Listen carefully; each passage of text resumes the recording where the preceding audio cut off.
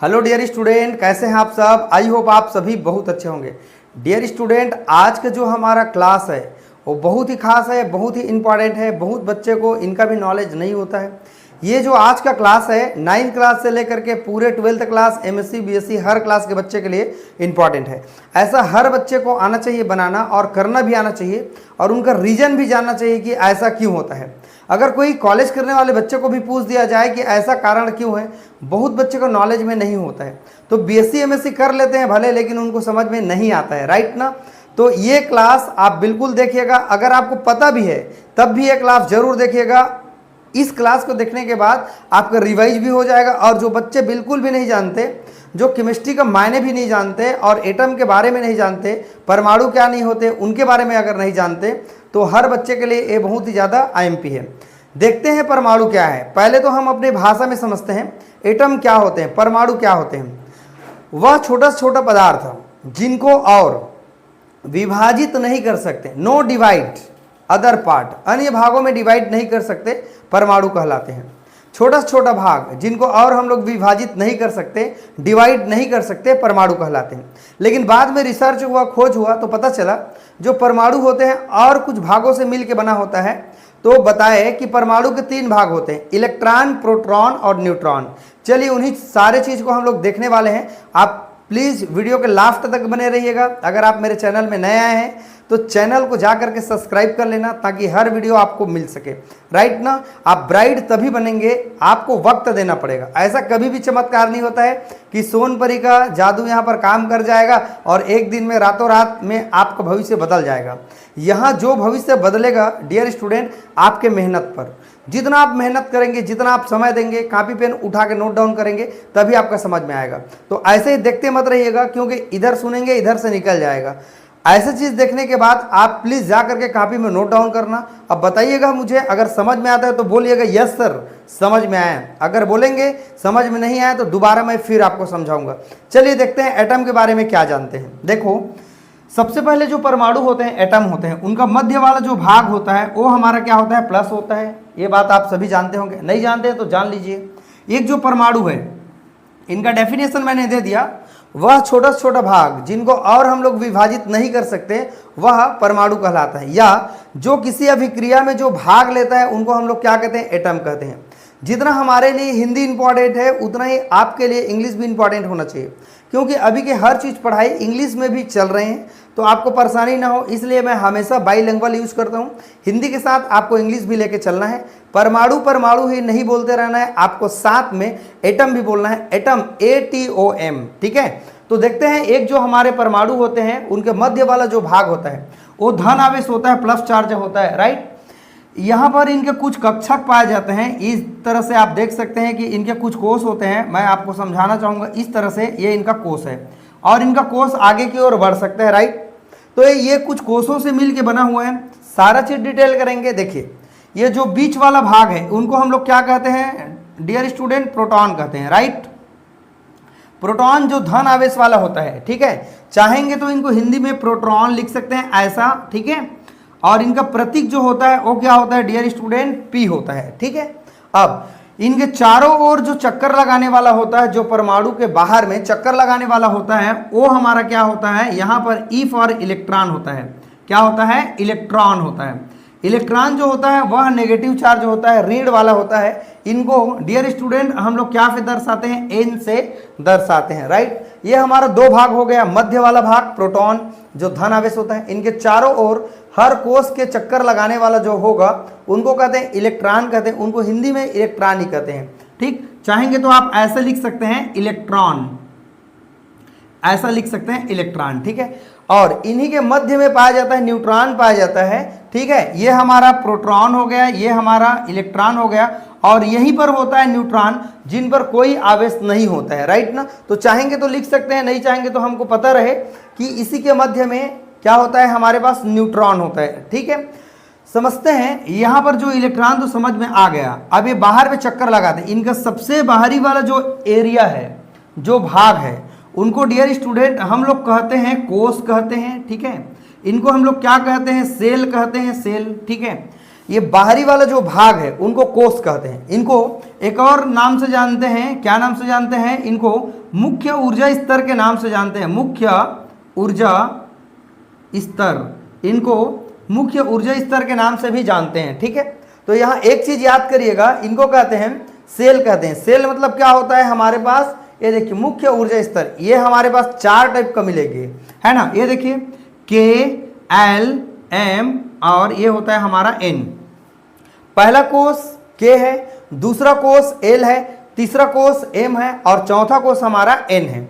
तो देखते हैं, पहला कोष यहां लिख सकते हैं के, दूसरा एल, तीसरा एम और चौथा लिख सकते हैं एन। अभी तक और कोष नहीं बनाए गए हैं, राइट ना। अगर बनाए रहते तो बता देते, लेकिन अभी तक 4 ही कोष है, के, एल, एम और एन, ठीक।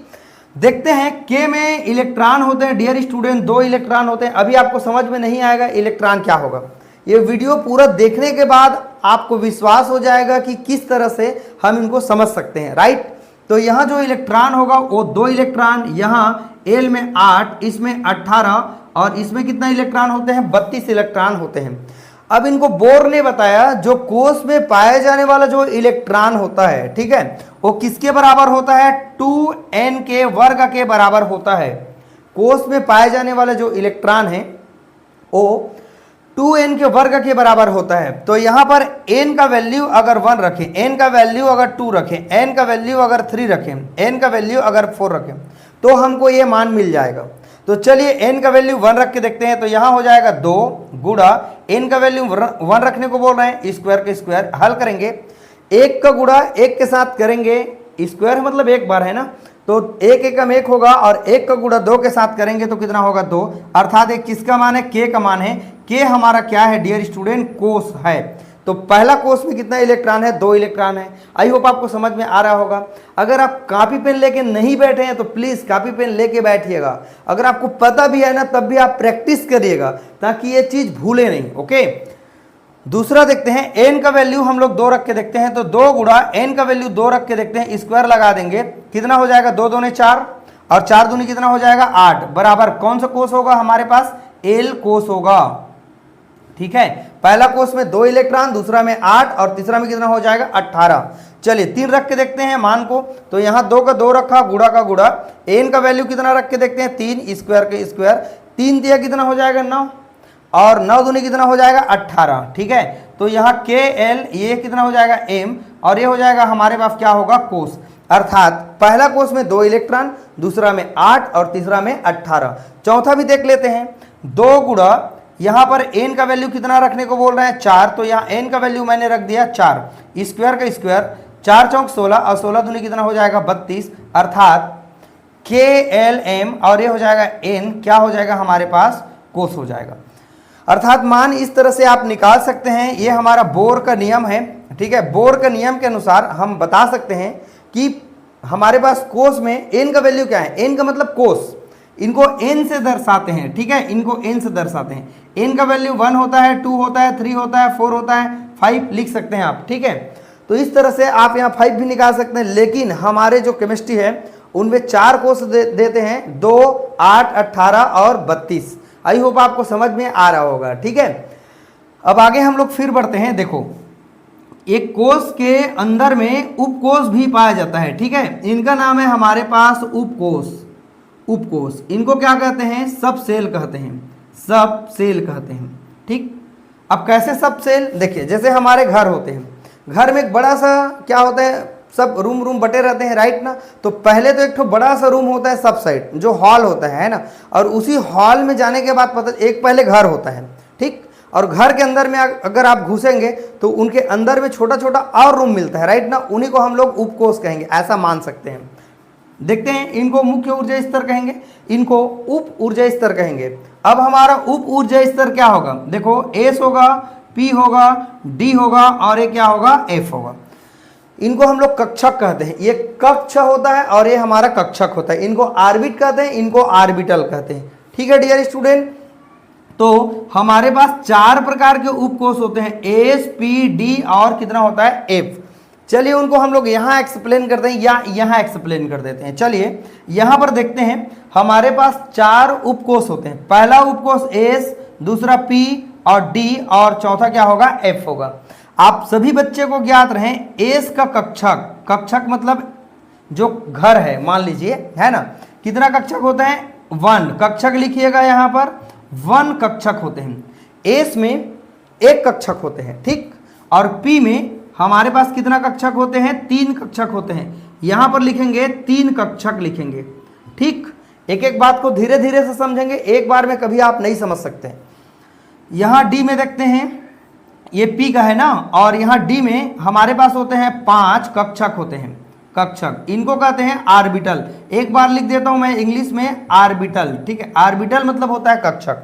एस के 1, 3 के, पी के 3 और डी के 5 और एफ के जो कक्षक होते हैं बच्चों, ये हमारे पास होते हैं, कितना कक्षक होते हैं, 5 होते हैं। यहां लिखिएगा, सॉरी 5 नहीं होते हैं, 7 होते हैं, ठीक है, ये 7 कक्षक होते हैं। तो यहां लिख सकते हैं 7 कक्षक, ठीक।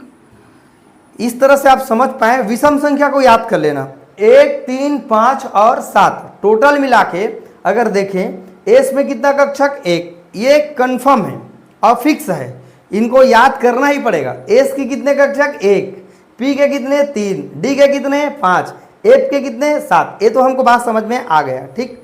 अब देखते हैं जो एस में इलेक्ट्रॉन कितना होते हैं। अब ये इलेक्ट्रॉन क्या चीज होते हैं, एक परमाणु में इलेक्ट्रॉन होता है ना, जो ऋण आवेश वाला होता है। अब इलेक्ट्रॉन के बारे में आप पढ़ेंगे दूसरा वीडियो में और मैं आपको समझा दूंगा, लेकिन फिलहाल ये समझिए कितना इलेक्ट्रॉन होते हैं। तो यहाँ डियर स्टूडेंट 2 इलेक्ट्रॉन होते हैं, यहाँ मैं लिख देता हूँ 2 इलेक्ट्रॉन।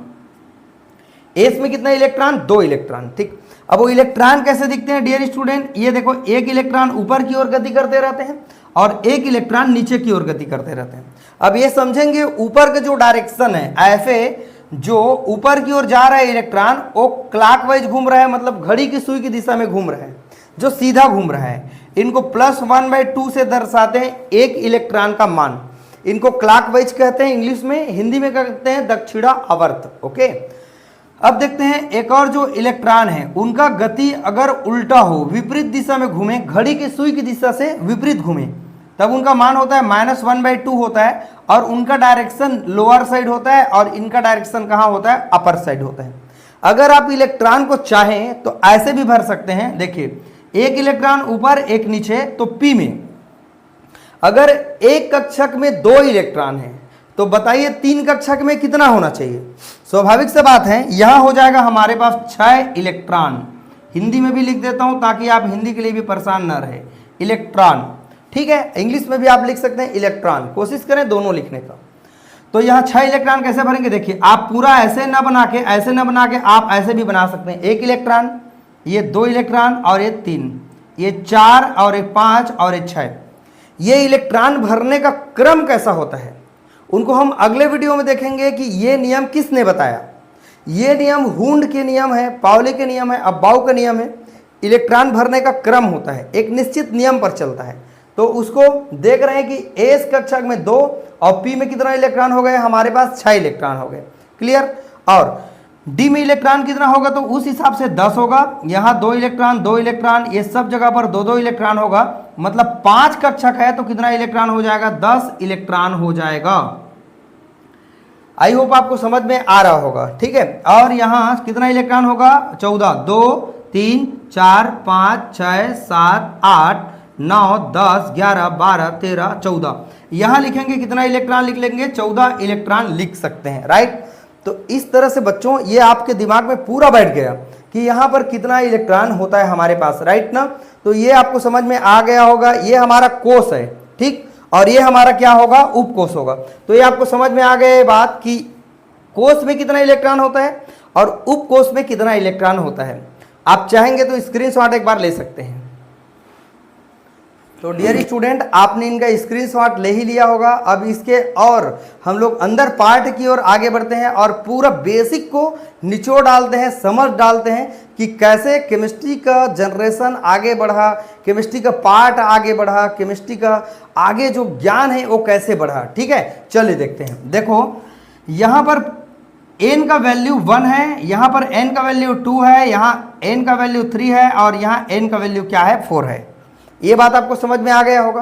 तो देखिए ये पहला कोष में हमारे पास एक उपकोष होगा, मतलब एक एस होगा, और दूसरा जो उपकोष है ना, यहां पर दूसरा जो कोष होगा एन का मान 2 होगा, वहां 2 उपकोष होंगे, एक एस और एक क्या होगा, पी होगा। तीसरा में 3 लोग रहेंगे, इसका नाम है एस पी डी, ये 3 हो गए। और चौथा में 4 होगा उपकोष, अर्थात एस पी डी, और ये हो जाएगा हमारा एफ।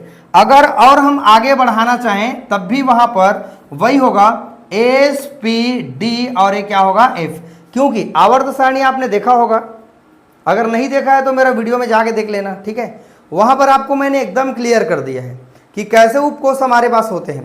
तो बच्चों यही है हमारा, 4 ही उपकोष होते हैं, एस पी डी और एफ।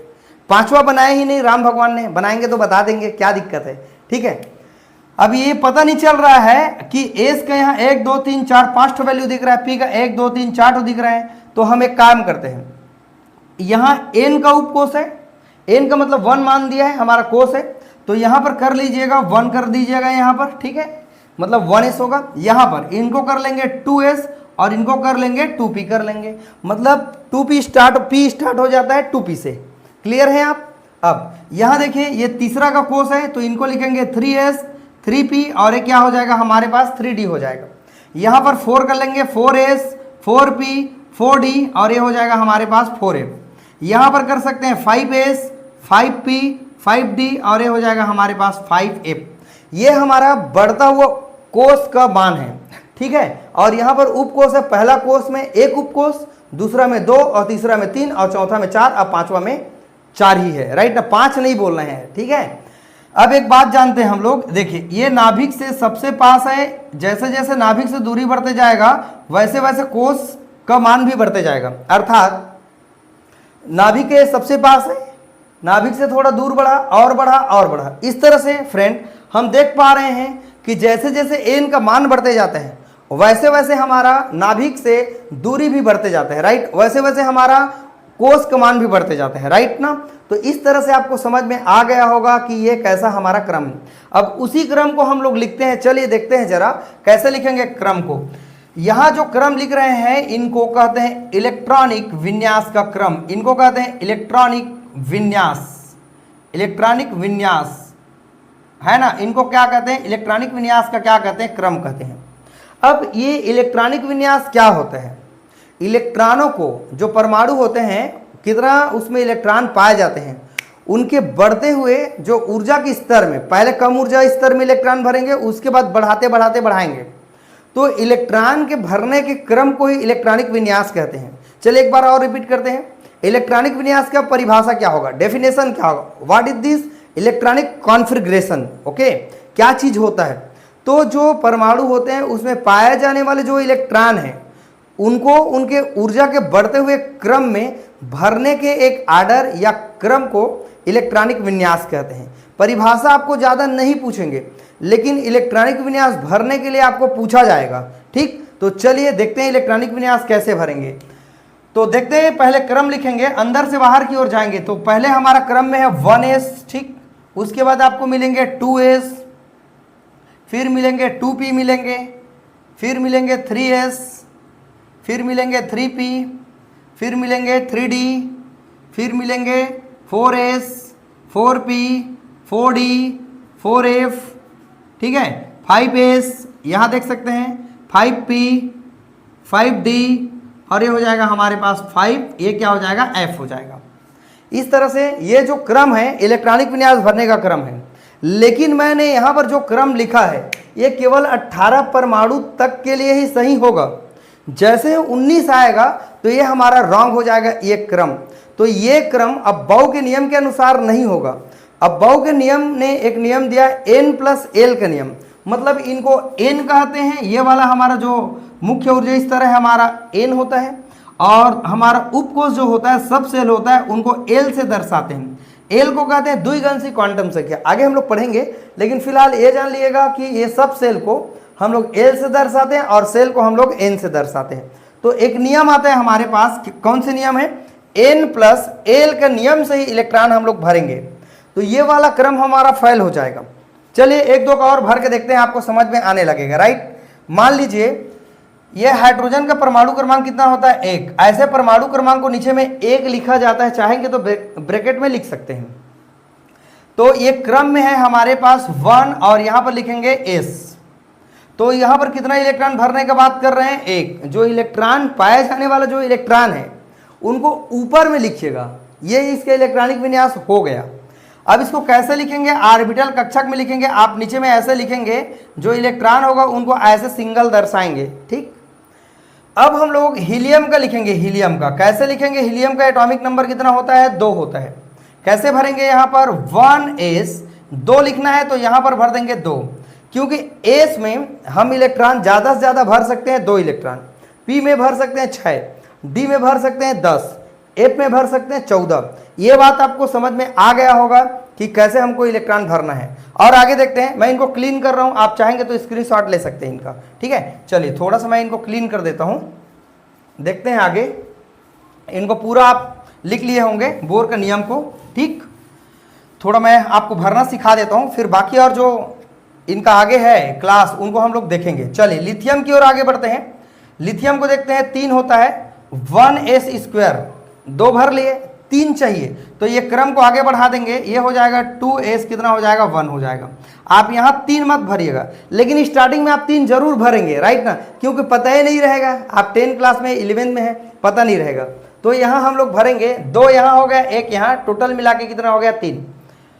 4 भरेंगे बेरिलियम का, राइट ना। कैसे भर लेंगे? 1s2 और 2s कितना लिखेंगे? यहाँ कितना लिखेंगे? 2। कितना हो जाएगा टोटल मिला के? 4। बोरॉन का भरेंगे, ये 5 होता है, 1s², 2s² हो गया। अब यहां तक तो 4 हो गए। अब एक क्रम को आगे बढ़ाएंगे, जैसे यहां पूरा भर जाएगा, क्रम को आगे बढ़ाना होगा। तो ये हो जाएगा 2p, कितना हो जाएगा? 1 हो जाएगा, ठीक है। अब p में कितना इलेक्ट्रॉन भर सकते हैं हम लोग? 6 तक, 1 2 3 4 5 6 तक। 1 भरेंगे, फिर 2 भरेंगे, 3 4 5 6। तो यहां हो जाएगा कार्बन, इसका परमाणु क्रमांक 6, 1s², 2s², यहाँ क्रम को ही ले रहा हूं मैं। और 2p कितना करना होगा मेरे पास? यहाँ 1 है, यहाँ 2 हो जाएगा। वैसे हम एक एक बढ़ाते जाएंगे। चलिए मैं फटाफट लिखता हूँ। नाइट्रोजन का कितना हो जाएगा? 7। कैसे लिखेंगे? 1s², 2s² और 2p कितना लिखना होगा बताइए? 3। तो कितना हो जाएगा? 4 और 3 कितना हो जाएगा? 7। 8 भरना होगा ऑक्सीजन का, 1s², 2s² और 2p कितना करूं तो ये 8 हो जाएगा। 2 2 4 हो गया, यहाँ p में भर सकते हैं 4, तो ये हो जाएगा 8, ठीक है। अगर यहाँ ऑर्बिटल को शो करना है, कक्षक को शो करना है, तो ऐसे आप शो करेंगे। जैसे इसके लिए मैं आपको भर के थोड़ा सिखा देता हूँ, ठीक। जैसे यहाँ देखिए जरा, यहाँ पर 2 इलेक्ट्रॉन यहाँ भर लिए। एस के कितने कक्षक होते हैं आप जानते हैं? 1 होते हैं। और पी के कितने कक्षक होते हैं हमारे पास? 3 होते हैं। तो 1 इलेक्ट्रॉन, 2 इलेक्ट्रॉन, 3 इलेक्ट्रॉन और कितना इलेक्ट्रॉन हो गया? 4। तो ऐसे आपको भरना होगा, फिर 5 आएगा। चलिए इसी को हम लोग आगे और बनाते जाते हैं। अब आप लिखते जाइएगा, राइट ना, कॉपी में नीचे को। जैसे यहाँ पर मैं 9 लिख दिया, फ्लोरीन है 9, ठीक। तो यहाँ कैसा हो जाएगा? 1s², 2s² और 2p कितना करना होगा हमारे पास? 5, ठीक। तो 5 में कैसे भर लेना? नीचे में आप बनाओगे तो इसको 5 ऐसे कर लेना, ठीक है। ऐसे आप भर सकते हैं। चलिए और देखते हैं नियान का, देखते हैं नियान का कितना होता है? 10 होता है। 1s², 2s² और 2p कितना करना होगा हमारे पास? 6 करना होगा। देखो 6 2 8, 8 और 2 कितना हो जाएगा? 10 हो जाएगा। अब एक बात इंपॉर्टेंट है, यहां तक 10 इलेक्ट्रॉन हम लोग भर लिए और आगे आपको भरना सिखा देता हूं, थोड़ा सा देखिए जरा, ठीक। यहां पर 10 भर लिए। अगर हमको 11 भरना होगा तो कैसे भरेंगे? देखिए चलिए इसी को मैं आगे बढ़ा देता हूं। मान लीजिए 11 भरना है, 11, तो ये हमारे पास हो जाएगा 2 2 4 6 4 10, 10 और ये कितना हो जाएगा? 11 हो जाएगा, ठीक। समझ गए आप? ये हमारा सोडियम है। 12 भरना होगा तो कैसे करेंगे? यहां पर 2 कर देंगे, ये 12 हो जाएगा, उधर को छोड़ के ना। अगर 13 भरना होगा तो यहाँ p में 1 बढ़ा देंगे, ये 13 हो जाएगा। मान लीजिए 13 किसका होता है? एल्यूमिनियम का, ये 13 हो गया, यहाँ तक नोट डाउन करेंगे। 14 अगर भरना होगा, सिलिकॉन भरना होगा, तो 14 यहाँ पर करना होगा हमारे पास, 2 करना होगा, ठीक। गिन के देखिए 2 2 4 6 4 10, 10 2 12, 12 और 2 कितना हो जाएगा? 14 हो जाएगा, ठीक। अगर हमको 15 करना होगा फास्फोरस का, ठीक है, तो यहाँ 3 करना होगा। ये सेम वैसे बढ़ रहे हैं, जहाँ देखिए यहाँ 2p है तो यहाँ ये 3p हो गया बस, और एक एक बढ़ते जा रहे हैं, 1 2 3 4 5 6, वैसे आपको बढ़ाते जाना है। ये फास्फोरस हो गए, आप यहाँ बढ़ा के लिखेंगे। अगर सल्फर 16 लिखना है बच्चों, तो यहाँ क्या करना होगा? यहाँ 4 करना होगा। 4 2 6 6 6 12, 12 और 2 कितना हो जाएगा? 14, 14 2 कितना हो जाएगा? 16 हो जाएगा। अगर 17 करना होगा क्लोरीन का तो यहाँ 5 कर देंगे, ये लिख लीजिएगा 5, ठीक। अगर 18 करना होगा तो आर्गन लिखना होगा और यहाँ पर कितना कर देंगे, 6 कर देंगे।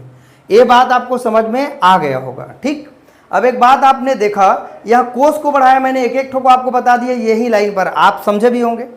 देखिए अब एक बात और इंपॉर्टेंट है, अगर कोई इंसान पूछे कि हाइड्रोजन कौन से ब्लॉक का एलिमेंट है तो देखेंगे जिस कक्षक में इलेक्ट्रॉन प्रवेश किया है वो उसी ब्लॉक का एलिमेंट कहलाएगा।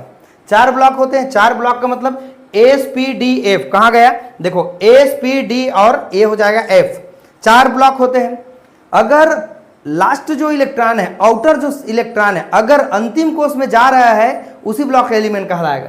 ये देखो ये एस ब्लॉक का एलिमेंट है, ये भी एस ब्लॉक का एलिमेंट है, ये भी एस, ये पी ब्लॉक, ये भी पी ब्लॉक, ये भी पी ब्लॉक, ये भी पी ब्लॉक, ये भी पी ब्लॉक और ये भी पी ब्लॉक, और ये सब के सब 18 तक पी ब्लॉक के एलिमेंट गए। ये तो समझ में आ गए, राइट। अगर हम लोग देखें 19 को बात करते हैं, 19 हमारा क्या होता है, एस ब्लॉक का एलिमेंट होता है। आप आवर्त सारणी में देखना, पहले ग्रुप, पहला 2 ग्रुप एस ब्लॉक है और 3 से लेकर 12 तक डी ब्लॉक है और 13 से लेकर के 18 तक हमारा पी ब्लॉक है, ठीक। और ए ब्लॉक हमारे पास नीचे में होता है, राइट ना। तो ये हमारा जो पोटेशियम है वो वास्तव में एस ब्लॉक का एलिमेंट है, लेकिन इस क्रम के अनुसार देखें तो यहाँ हमारा आ जाएगा, ये 18 हो गया और यहाँ आ जा रहा है एक्चुअल में, यहाँ पर डी में आ रहा है, राइट ना। तो ये डी ब्लॉक का एलिमेंट एक्चुअल में नहीं है, लेकिन ये एस ब्लॉक का एलिमेंट है, लेकिन इस क्रम में भर रहे हैं तो ये हमारा एस ब्लॉक का एलिमेंट नहीं बल्कि डी ब्लॉक का एलिमेंट कहला जाएगा। इसीलिए ये रूल हो जाएगा फेल। अब इस नियम से हम लोग इलेक्ट्रॉनिक विन्यास नहीं भरेंगे, हमारा नियम हो जाएगा चेंज, राइट ना। तो चलिए पहले आप एक बार स्क्रीनशॉट यहाँ तक कर लीजिए, ले लीजिए। डियर स्टूडेंट, आपने देखा कैसे हमारे पास ये जो भरने का, जो इलेक्ट्रॉन भरने का जो क्रम है वो चेंज हो जाएगा, राइट ना। मैं एक बार फिर समझा रहा हूँ, देखो जिस कक्षक में लास्ट इलेक्ट्रॉन जाएगा वो उसी ब्लॉक के एलिमेंट कहलाएगा। मान लीजिए यहाँ जाएगा तो इस ब्लॉक, लास्ट का इलेक्ट्रॉन को देखिएगा कौन से ब्लॉक में गया है तो उसी ब्लॉक के एलिमेंट कहलाएगा। लेकिन 19 को अगर इस क्रम में भरना चाहेंगे, एक्चुअल में हमारे पास जो पोटेशियम होते हैं, चाहे सोडियम है चाहे लिथियम है, एस ब्लॉक के एलिमेंट है, लेकिन अगर इस क्रम में भरे तो ये तो डी ब्लॉक में चला जा रहा है। देखो 2 2 4 6 4 10 12 12 6 18 18 और एक कितना हो जा रहा है 19, तो ये जा रहा है डी ब्लॉक में, लेकिन ये एक्चुअल में डी ब्लॉक नहीं है। ये कौन से ब्लॉक का एलिमेंट है, एस ब्लॉक। तो ये नियम हो जाएगा हमारा फेल। अब इलेक्ट्रॉन को हम लोग भरेंगे डियर स्टूडेंट, n+l के नियम के अनुसार इलेक्ट्रॉन भरना हम लोग सीखेंगे। तो कल के क्लास में हम लोग मिलेंगे। अब बहु का नियम क्या होता है, बहुत इंपॉर्टेंट क्लास रहेगा। इसी चीज़ को बच्चे समझते नहीं हैं, जानते नहीं हैं, तो उनके लिए कठिन हो जाता है केमिस्ट्री। तो फ्रेंड, इस तरह के वीडियो आपके लिए ज़बरदस्त वीडियो 0 लेवल में बनाया जा रहा है, आप प्लीज़ देखिएगा। आपके फ्रेंड है, दोस्त यार हैं, कोई भी आपके रिश्तेदार होंगे, उनको ज़रूर भेजिएगा ताकि केमिस्ट्री हर चीज़ उनको समझ में आने लगे, ठीक है। अगर मेरा क्लास अच्छा लग रहा होगा तो लाइक कर देना, सब्सक्राइब कर देना, ठीक है। चलिए अगले वीडियो में मिलेंगे हम लोग अब बहु नियम में। वीडियो को वॉच करने के लिए थैंक यू।